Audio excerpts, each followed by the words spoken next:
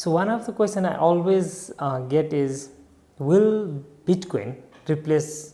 national currency like rupee, dollars? For me, the answer is at least most probably no. Reserve currency status हुन्छ one of the most powerful currency को life चाहिँ हैन around 100 years हुन्छ भन्छ के. Dollar as a most powerful currency भनेको almost 100 years पुग्न लागिसक्यो के. हैन अनि coincidentally Bitcoin आइराछ. National currency को one of the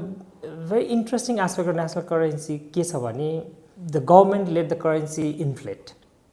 And inflation, little bit of inflation is good. अनि गभर्नमेन्टको हैन मोनेटरी पोलिसीमा चाहिँ के हुन्छ भने if inflation is rampant they adjust here and there a little bit of हैन करेन्सीको भ्यालुलाई हैन so that it can go down if भनौँ न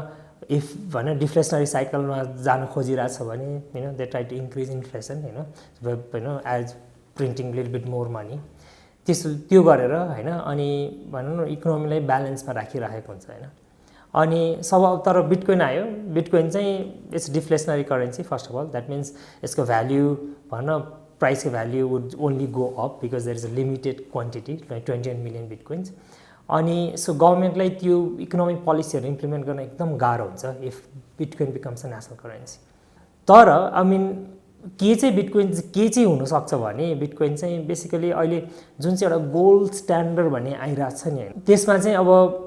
भनौँ न बिटकोइनको कम्पेयरमा हैन देन अरू करेन्सीहरू नापिन चाहिँ सक्छ के इफ बिटकोइन सक्सेस हैन so it becomes one of the standard currency that all the currency will get evaluated against अनि अर्को चाहिँ के फिल हुन्छ भने मलाई बिटकोइन चाहिँ एउटा भनौँ यो इन्टरनेसनल ट्रान्ज्याक्सनको एउटा एकदम भनौँ हाई टेन्सन वायरको काम गर्छ होला कि दे टेक भने एउटा करेन्सीबाट अर्को करेन्सीमा मास अमाउन्टमा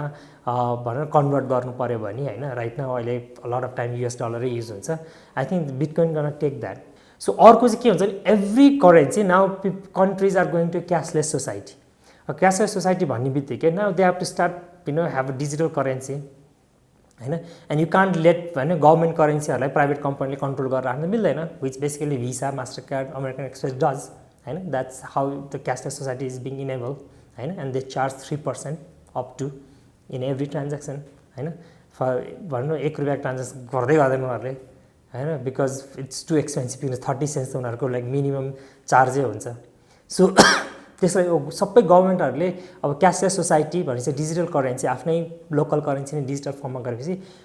दे गर्न start looking at this blockchain technology यो क्रिप्टो टोकन्सहरू so that they can issue their own local currency in हैन एज अ क्रिप्टो टोकन्स हैन because it's not owned by any one the technology is not owned by any one it's a freely available public technology so government around the world doesn't need to pay license and for using the technology based on the use case you would choose which currency to use so that's why I think government currency चाहिँ replace चाहिँ गर्दैन हैन because there has to be as long as there is government there will be some currency they say that if you control money you control everything that's why they will always be there तर I think with people को demand अनुसार चाहिँ हैन government will work with other different like different publicly available currencies are.